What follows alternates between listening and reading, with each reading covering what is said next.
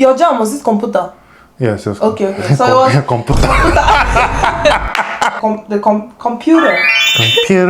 Computer based. Everybody had like straight, longer hairs, and I'm like, why is my hair not long as the rest of people? What was the hardest part in the beginning? The biggest one is not knowing if anybody here. So like ask for directions, ask for career path. 5 p.m. Around 5 p.m. Yeah. Jesus. Give me, don't tell me this one. Whenever people ask me about moving from Nigeria to Japan as a mixed kid, I always find myself saying the same thing. My brother got here first, and he's the reason my story even exists. So today I want to share his story. Also, reminder, don't forget to give this video a thumbs up, and if you're new here, please subscribe and stay tuned for more. Let's get into the video. Jesus.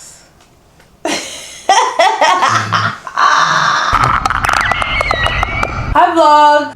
Welcome back to my YouTube channel. The last time I was interviewed, I was asked questions about being mixed in Japan, how the transition was from Nigeria to Japan, and I think it wouldn't be fair to say the whole, like I don't have the whole story because he was the first one to come. So I'm going to ask him a bunch of questions which I was also curious about.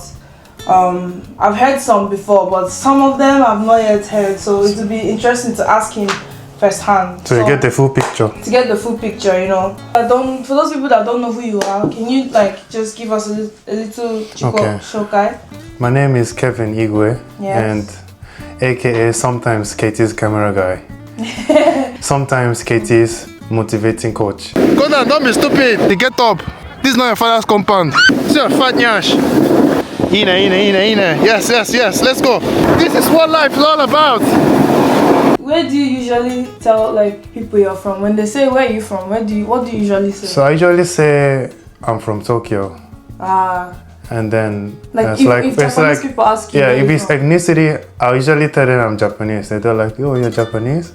I'll say, yeah, I'm actually mixed. They say, oh, okay, that makes sense. You're mixed where? And I say Nigeria. They usually get it. Some people don't know where Nigeria is, so I say it's in Africa. And sometimes I'll say it's like my other parents, which is my dad, is African, and my mom is Japanese. But originally I'm from Tokyo. So what about like Japanese people when they ask you Shushin doko desu ka? What do you usually say? I'll say half of this or mix. Okay, mix. Okay. Majority say Majority, that. Okay. Sometimes when I say like I'm half Nigerian and Japanese, they'll say, oh, Nigerian. I said, well, hold on. I'm also mixed Japanese. You're also mixed Japanese. Because there was a time I said like I'm Nigerian Japanese, and I said Nigerian first, and they're like, oh, you're Nigerian. And when we met again, it was like, wait, I didn't know you were mixed. I said, no, I told you I'm mixed Japanese. You didn't hear the rest of what I was saying. You just heard Nigerian, and so. But it doesn't always happen. So you spent almost the same amount of time growing up in both Nigeria and Japan. It's like half and half, like 10 years. 10 in Tokyo, 10 in Nigeria. Imo State, Nigeria. Okay. And then 9 years here. Okay, so you can do the math. Okay, so it's more Japan, but it's like not almost the same, but to an extent. Growing up, yes, is a balanced years, I would say. Okay. Like, how would you say that shaped you? So, growing up in Japan, I thought I was black. And then in Nigeria, I think it's a common POV with mixed people. In Nigeria, I was considered Asian, sometimes white, or any race that has like a lighter skin color. Middle Eastern, European, white, Asian, because everyone is basically black or brown skin. Yeah. So anybody has like a lighter skin color, we call them onyo-cha. Onyo-cha! Oibo. It's something they used to say, Oibo pepe, if you chop pepe, you go yellow momo. I don't remember that. You don't know? I don't remember that one. I don't remember. Oibo pepe, you go chop. Oibo pepe, if you chop pepe, you go yellow momo. Jesus. Maybe because Japan, when they're expressing something that maybe they don't know, they're not sure. Chotto. And a Nigerian diplomat was like, oh, that's a Japanese pepper. You have taught me a Japanese pepper. So. Shut up, man. Growing up in Japan, those 9 years, how did that shape you? In Japan? Yes. So I never experienced any kind of bullying. I was always surrounded, not always, but my dad had a lot of cousins and siblings. So I was already familiar with the black community, if not Nigerian community, sometimes African American. And my dad used to take us to, mostly me, to America. And I would visit my cousin. Katie did too, but she was too little to remember. Well, before I thought that, you know, some people, as they got older, they turned black, because I was wondering, like, my dad is black, but how did he turn black? He speaks a very good Japanese, like almost native, you know. I had that kind of thinking. And also, like, this happened in a particular period when I was like 8. Everybody had like straight, longer hairs, and I'm like, why is my hair not long as the rest of people? I never really, how do you call it? I was never really concerned about the skin color. I mean, it was more like, why is my hair not longer?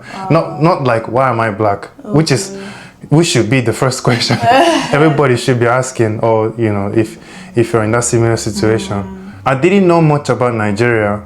I was just purely a Japanese boy. I could only speak Japanese. I couldn't speak English then. I knew some words, but I couldn't like make like conversation or sentences. Even though I was visiting the United States with my dad sometimes. See. And then switching from Japan to Nigeria, how did that shape you? That switch. How was it the first? We weren't prepared to live in Nigeria. It was all of a sudden.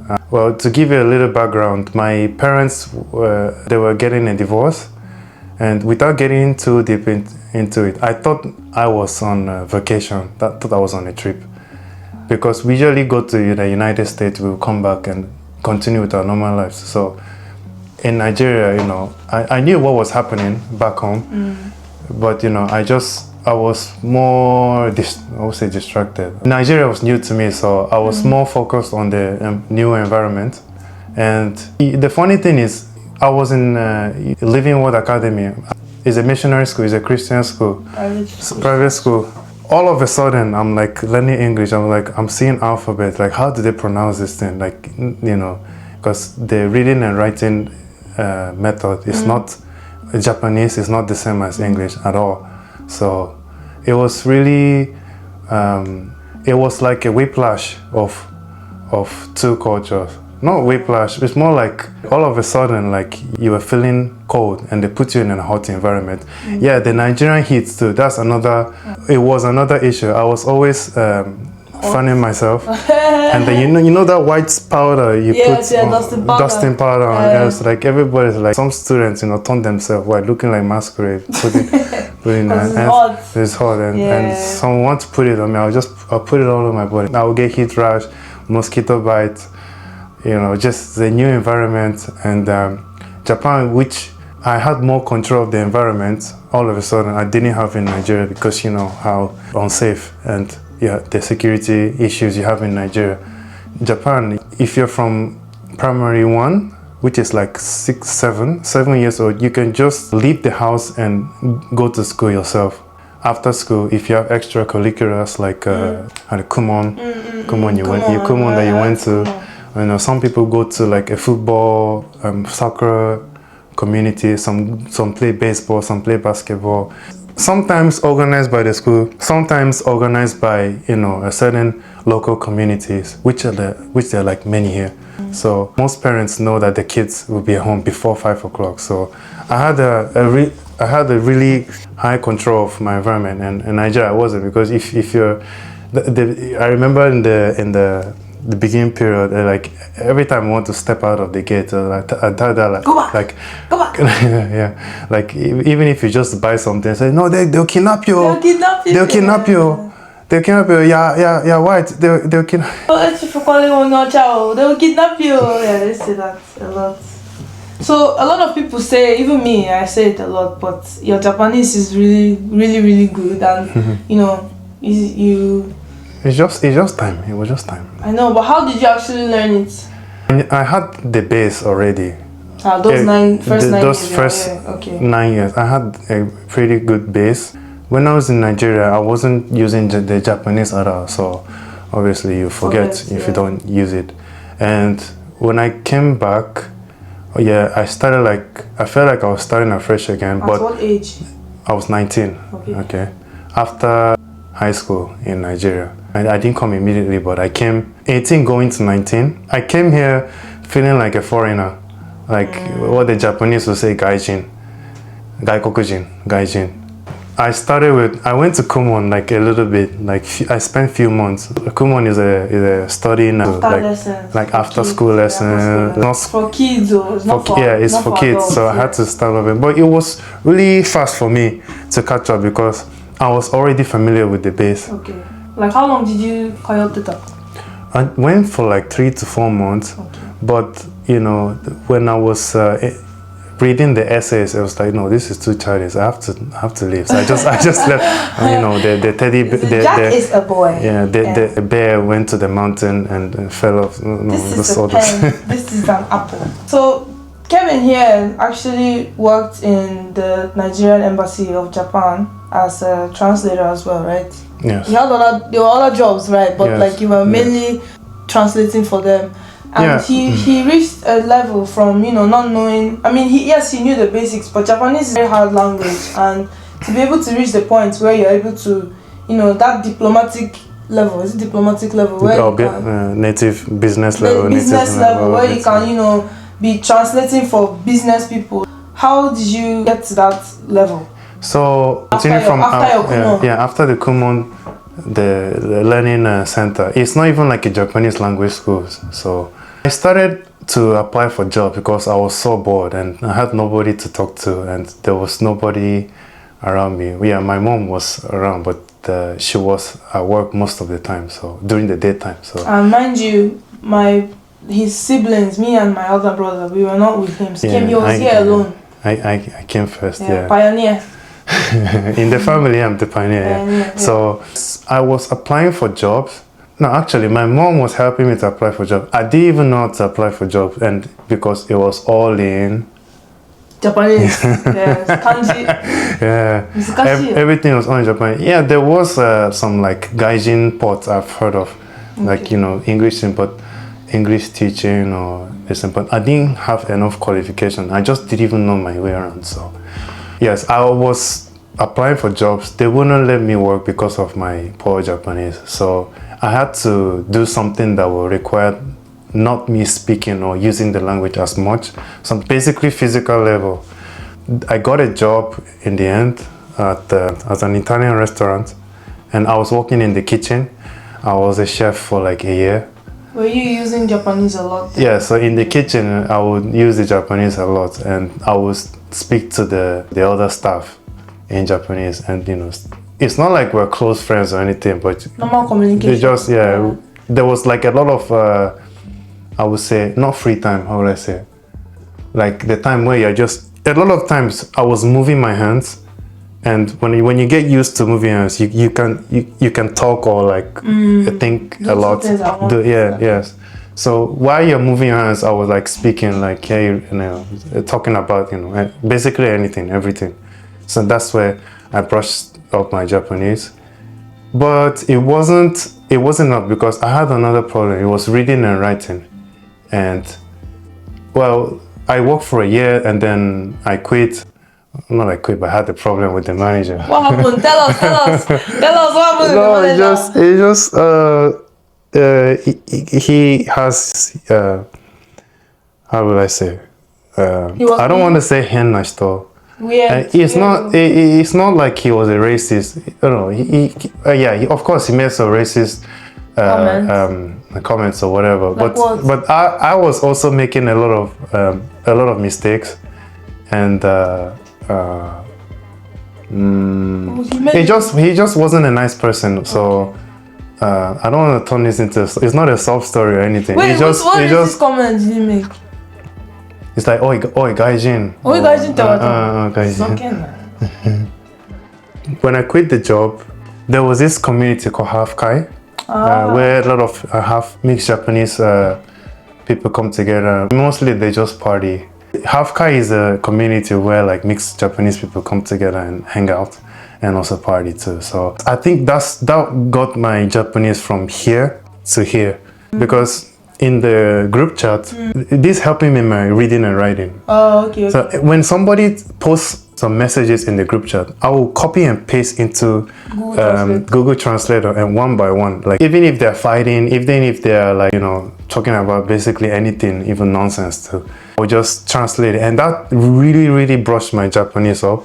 And also at the same time, simultaneously, I was also in a sales job. I got a sales job, and I was asked to handle English support for foreigner support. So while doing that, I was also like learning, and I also picked up a JPLT, Japanese proficiency textbook, and I decided to lock in. So 3 things happened simultaneously. During my free time, I was watching animes. From animes, you have the subtitles in English. I will intentionally put it in Japanese so that I can get all the kanjis. Basically, I get the grammar and the structure from the Netflix subtitles too. When my brother and I came, right, that was like, I think I came 5 years after you had already been here, right? I came 2015. You came 2019. Okay, 4 years. I came 4 years after you came. Yeah, I came 2019. 2019. 4 It's years. 6. 4. It's not 4. 5 plus 4 is 9. Hell! Anyways, so all these things happened in the span of 3 years, actually, 3 plus years. And then I came to Japan, and that time I didn't know anything. I didn't know how to speak Japanese. All I knew was arigato, and just those small datebayo, all those small things from anime. I didn't know Japanese. We're 3. Me, Chris, and this Kevin. We'll all go out and we'll hear Kevin speaking Japanese. Like, he'll just be scattering Japanese left and right. Me and Chris will just be like, Jesus, Kevin, your Japanese is so good. We'll be telling you guys, your Japanese is sharp. Like, we're always hyping him and, telling him, like, bro, your Japanese is so good, so good. But, hearing all, like, the levels, it's now making me realize that it's not, you don't just start here. Like, it's like small little steps. He didn't just learn it. He had his own trial and errors, and he had his own hard times where he had to like lock in and stuff like that. So it's nice to actually hear that, You also made a statement earlier that while you were in Japan, you saw that everybody's hair was straight. Like, why is your hair not straight? So you going to Nigeria now, you're seeing people with curly short hair and stuff like that. Like the heat and the language and like the people, everything. What was like shocking you? Because me, I don't have any memory. If you ask me, I know Sabi. I feel like I was born there for some reason. But, I feel like you have more stories than I do. So when I arrived in Nigeria, I noticed that but almost everyone is more religious. A lot of greens. Greens like grass? like trees, okay. nature. Okay. Of course, they are in Japan, but I grew up in it's more. Felt like it was more there. I don't want to talk bad about Nigeria. No. It's just how I was used to a very, very structured and organized society, and all of a sudden a Nigerian. Yes, now we know now. Nigeria is. The jaga jaga.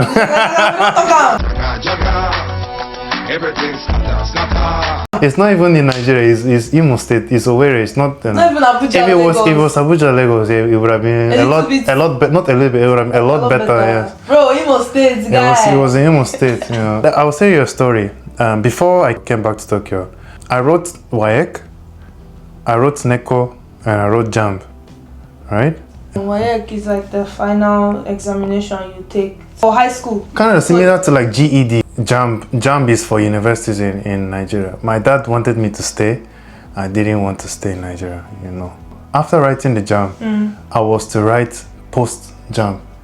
Which one is post-JAMB? Post-JAMB is... Okay, you write it. I failed my JAMB, so I don't know what he's talking about. You failed on purpose? I failed on purpose, because me too, I didn't want to stay in Nigeria. So it was Futo. Futo was... University is in Imo State. Yes, yeah. University in Imo State. So the exam was supposed to start by 9. I arrived at 8. They were waiting, and then they told me that they don't know where where I'm supposed, which hall I'm supposed to write in. In fact, actually, everybody came. Nobody knew where they were supposed to sit down and write the hall. So we were just going around looking for. Okay, they now told us it's alphabetical order. So my name is Ego is I. So I jumped different faculties. So I had to trek. I had to walk and then even enter Okada because it's very, very special. It's very wide. I finally got to the hall which I was supposed to write in, and there was no question paper. And this was like around 12. And we just sat down. Start by 9. They brought answer sheets. A lot of students were making jokes like, write anything there. Just write anything and go. You'll pass. Something, you know. Yeah. So they just gave you guys the answer sheet, no question paper. No question paper. Just answer sheet. The answer they sheet. said the question paper is coming. They say it's coming. Yeah. So this was 12, and then when the question paper came, it was around 5 p.m. Around 5 p.m. Yeah. Jesus. Kevin, you don't tell me this one. You don't tell me this one. Okay, no, I didn't tell you that one. No. And the light was about to get dark, and you know we have the inconsistency of electricity supply. So they had to on the generator, but the generator was also faulty. So you see the light twinkling. It was switching on and off.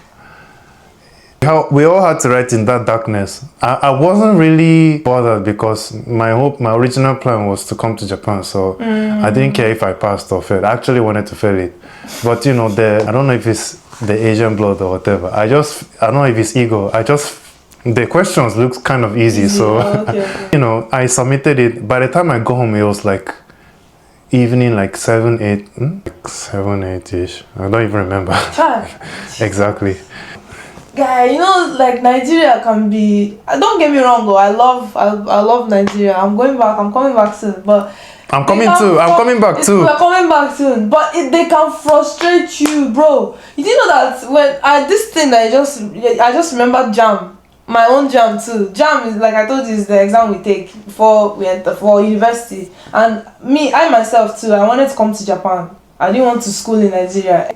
On purpose, I wanted to fail it, and your JAM, was it computer? Yes, it was. Okay. So it was computer. So Jesus. Our JAM, right, was like we were not using sheets anymore. It was like computer. Computer based. Anyways, everybody sat down and everything, and all the systems turned on. For me to start, I started though. But I wanted to fail it, so I was just like this. At some point, I was looking at the girl next to me. I was like, "Do you need help?" She said, "What's wrong with you? I said, I know they do this JAM. Because I was bored, and I couldn't just stand up and leave. So I was like, if you need help, let me know. I can help you solve your questions for you." Guy, next thing I knew, my friend on the left, his computer shut down. And I'm telling you that this is somebody's future. Like he probably studied all night for it, right? And the computer just shut down. And he was like, "Uncle, please, uncle, see my computer is down." They came and they tried to help him, and they were like, we can't turn it on. What are we going to do? He was like, what do you mean, what are we going to do? And they were like, and there's no space. What are we going to do? They started talking like, what are they doing? Wasting time. And that's just how the boy just didn't write the JAM anymore because his computer shut down. So like Nigeria can be, I don't want to diverge, but like, you know, it can frustrate you in that way because like you're prepared for something, but because of incidents like this, it's just zanen, like unfortunately you couldn't achieve what you wanted to do. Unlucky because of like minor issues, things that in, let's say, Japan toka, you know, it's like atanima is you can get solved easily. Yeah, you can get solved easily. Like it won't even happen in the first place. Like your computer can't just shut down in the first place, you know. So maybe because it's computer, not computer. Sorry, I'm out of the way I made my friends, I kind of had them. I had my brothers already. They already like met other people outside, and they posted me on their social media when I came. That's how I met like 2 of my friends through them. But I had that, right? But you didn't have that. So was it easy making friends here, or like did it take time? For the first year and a half, it's not even about I didn't know anybody. Except for like my cousin. not cousin. Where I was working, the part-time job I was doing. I just knew some people, co-worker, but we're not like friends or anything because we're co-workers. And Tokyo is also a very, very busy city too. I don't want to start saying people are cold or whatever. People are cold, yeah. Well, maybe compared to like the places. West countries abroad, including the West and other advanced countries too, and Nigeria, Tokyo can be very closed off and conservative and cold too. So there were some people my age at my workplace, but we just didn't connect at all on any level too. I got to know friends or people in general from the Hafu community, from the Hafu community where mixed Japanese people, hang out together. So that's where I got to know people. But this was like after a year and this was ending of 2016. And 2016 people. 2016, and everybody wants to go back to 2016. Yeah. There's a trend going on with 2016. I also did the mannequin challenge too. Dun dun dun da da dun. I think I don't know. The video is somewhere in the Facebook. It's not on Instagram. Instagram didn't have stories back then. So ending of 2016, I met people. I got to know people, and also I was 20, and 20 is the official age in Japan. That's where you can like go out, go clubbing, and drink.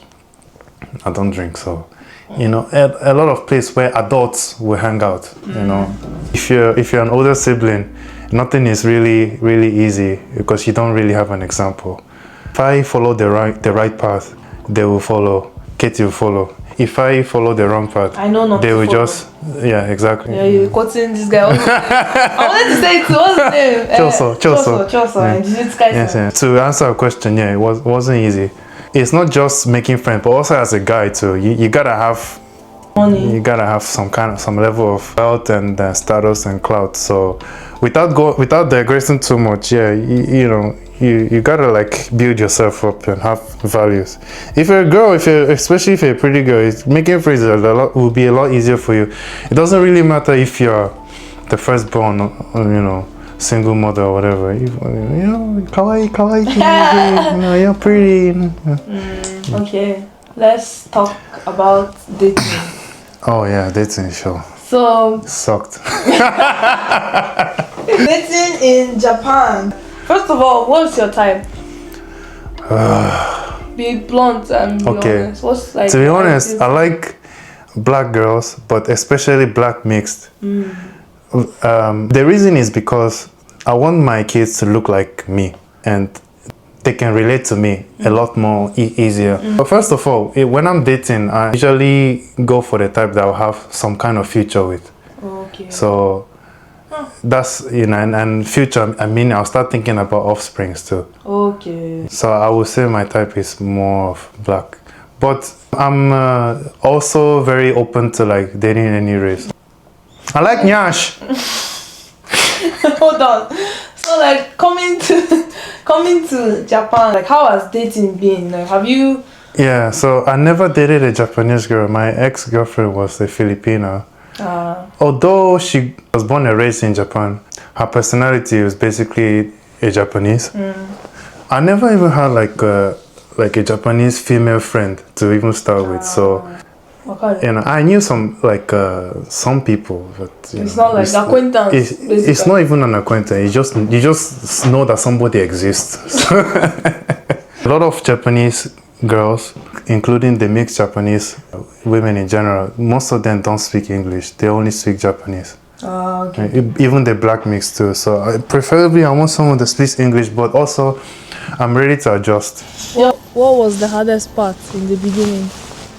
The biggest one is not knowing anybody here.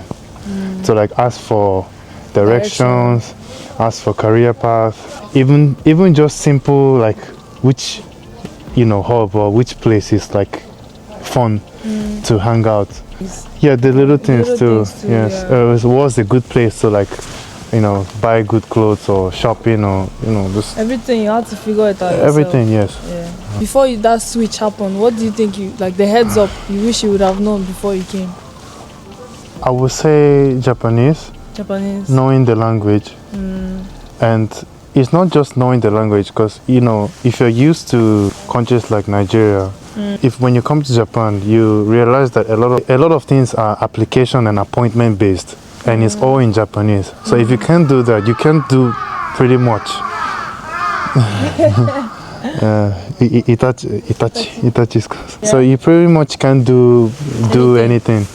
I wish I was more prepared and groomed before coming to Japan, because you know my dad didn't want me to come to Japan, so there was no preparation and no grooming. Nothing. So Chris and my younger brother and Katie had a better start, had a good head start. But hey, that's the thing with older sibling and younger sibling. So you gotta work with what you have.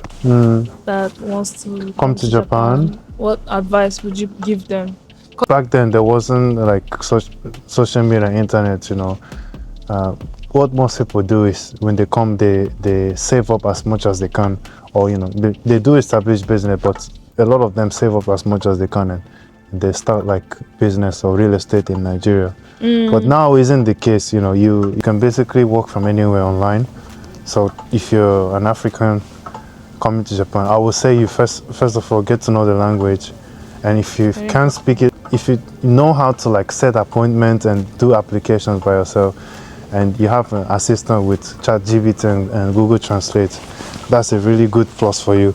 At some point, you have to realize that speaking more Japanese wouldn't make more money. I would say you just have to find something that can give you like something lucrative online, and then go hard in it. Go 100%. Make your lifestyle in a way that you don't have to depend on the Japanese system, because it can frustrate you.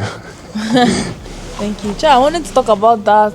Talk now, talk. What? I wanted to know, there was this story that my brother told me. I was looking for a way to slide it in, but I forgot. But that story, when I heard it, I was bro. Yeah, so when I graduated high school in Nigeria, a lot of my friends were going to their dorms in their respective schools. The universities they got admitted to. Admitted to. Okay. Not admitted. So I was visiting them. I went to Abia State University. I visited my friends there. That was okay. That was cool. I went to Futo. The one in Imo State. I went to check it out. Now, I think 6 or 5 o'clock in the morning, everybody was lining up. I was like wondering, like, are they getting ready for class? Everybody was holding like this gallon or bucket. Everybody was fetching water. I was like, bro, I can't school here. I can't even leave. I won't even survive this place. That was one of the reasons why he had to fail the jam. No, actually, no, I didn't fail it. I passed. Oh, you passed? I just hid it from my dad. I got admitted actually to Futo. I got admitted for this thing. Computer science. No. Chemical engineering. I didn't even apply for chemical engineering. What I applied for was electrical engineering, but somehow I got chemical engineering. I was like, no, I have to come to Japan. I don't know what I want to do, but I have to come. My dad was asking him, my dad made a statement. My dad was like, what are you doing? Like your mates are going to school and you're here you're just visiting them. But he didn't know that he was trying to get an insight of how the universities would be, how the life would be like. That was what he was trying to do. Yeah, I went to scout. He went to scout and he saw signing up 6 a.m. to fetch water. Like after he saw that, he was like, nah, I'm out. Well, just not just help it be understanding, and help as much as you can, assist them as much as you can. Who? The younger siblings. Okay. Your dad, your dad.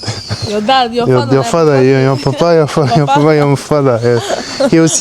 He was also like a pioneer, even though he wasn't the firstborn in the family, but in Japan and among the cousins and his siblings, I think I'm not sure, but I think he was a pioneer too. The one who came first. This is his story.